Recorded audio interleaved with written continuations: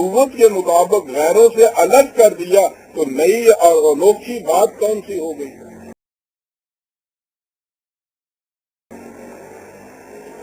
ان کے اپنے ہاں کی یہ چیز ہے۔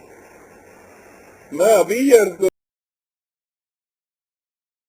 کروں گا کہ یہ آپ کے ہاں کا جو قانون ستمبر 74 میں پاس ہوا ہے، یہ آپ لوگوں کی طرف سے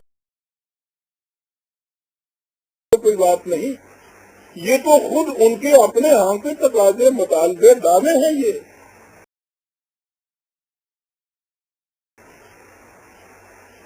ذرا آگے چل کے میں بات کروں گا کہ پھر یہ انقلاب کیوں؟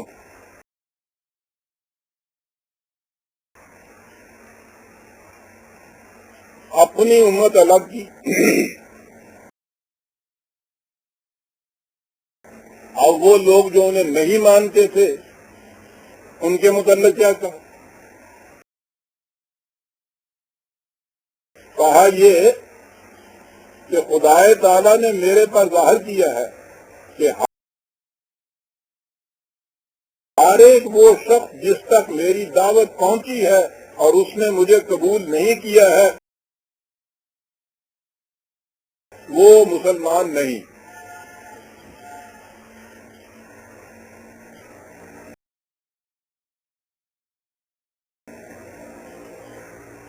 اور میاں محمود صاحب ان کے جو صاحبزادہ تھے وہ اس سے آگے بڑھے، انہوں نے کہا تھا کہ جس تک میری دعوت پہنچی ہے اور اس نے قبول نہیں کیا وہ مسلمان نہیں۔ انہوں نے یہ کہا کل مسلمان جو حضرت مسیح موعود کی بیعت میں شامل نہیں ہوتے، ہاں انہوں نے حضرت مسیح موعود کا نام بھی نہیں سنا، وہ کافر اور دائرہ اسلام سے خارج ہیں۔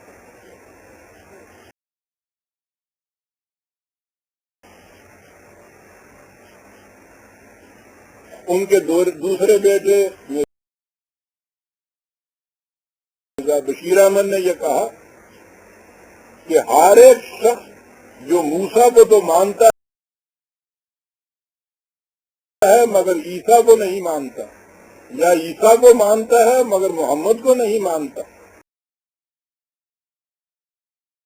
یا محمد کو مانتا ہے مگر مسیح موعود کو نہیں مانتا، وہ نہ صرف کافر بلکہ پکا کافر اور دائرہ اسلام سے خارج ہے۔ یہ ان کی اپنی تحریریں ہیں عزیزان۔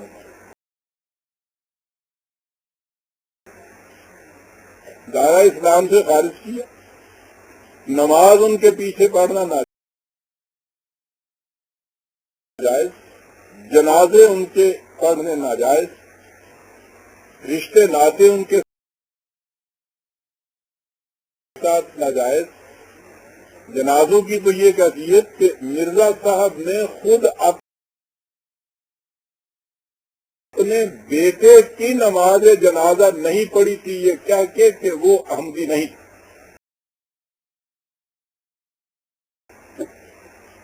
اور چودھری ظفر اللہ خان صاحب کا یہ واقعہ تو دنیا میں مشہور ہے۔ میں وہاں موجود تھا قائد اعظم علیہ الرحمہ کی وفات کے وقت، ان کے جنازے میں لاکھوں کی تعداد کے اندر کوئی انسان، یہ سارے غیر ممالک کے نمائندگان بھی وہ اس میں شریک تھے۔ وہ گورنر جنرل کی ایک وفات تھی ان کے نقطۂ نگاہ سے۔ اس ہجوم کے اندر چودھری محمد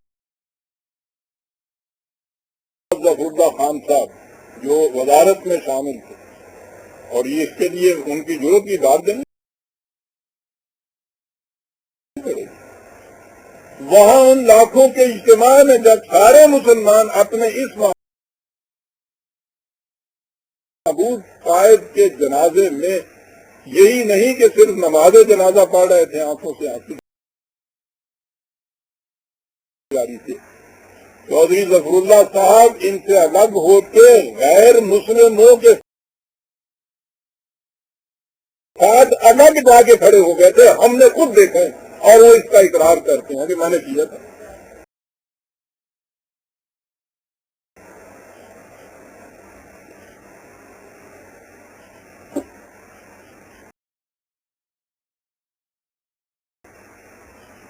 آپ دیکھ رہے ہیں کہ کس طرح سے الگ ہونے کی بات ہے. مرزا بشیر احمد لکھتے ہیں،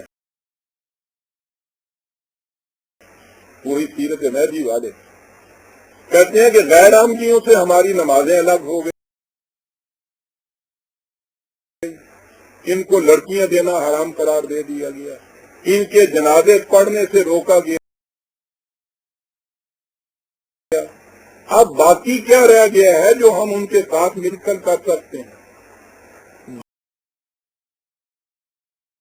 دو قسم کے تعلقات ہوتے ہیں، ایک دینی، دوسرے دنیاوی. دینی تعلقات کا سب سے بڑا ذریعہ عبادت کا اکٹھا ہونا ہے، اور دنیاوی تعلق کا بھاری ذریعہ رشتہ ناتا ہے. تو یہ دونوں ہمارے لیے حرام قرار دے دیے گئے.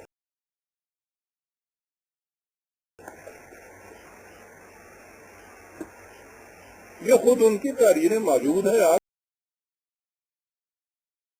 چھپی ہوئی ان کی کتابوں کے اندر ہے.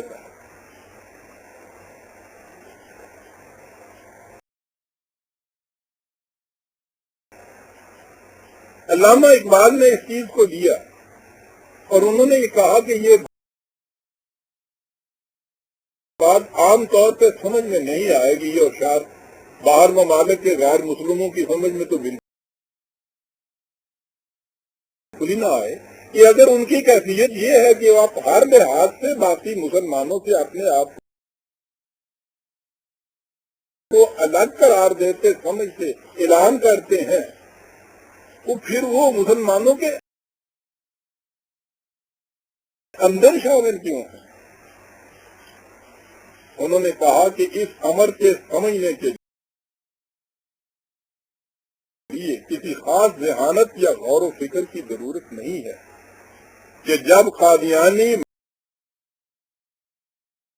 مذہبی اور معاشرتی معاملات میں علیحدگی کی پالیسی اختیار کرتے ہیں، پھر وہ سیاسی طور پر مسلمانوں میں رہنے کے لیے کیوں مسترد ہیں؟ علاوہ سرکاری ملازمتوں کے مفاد کے ان کی موجودہ آبادی جو 56,000 ہے، انہیں کسی اسمبلی میں ایک نشست بھی نہیں دلا سکتی، اور اس لیے انہیں سیاسی اقلیت کی حیثیت بھی نہیں مل سکتی. یہ واقعہ اس امر کا ثبوت ہے کہ قادیانیوں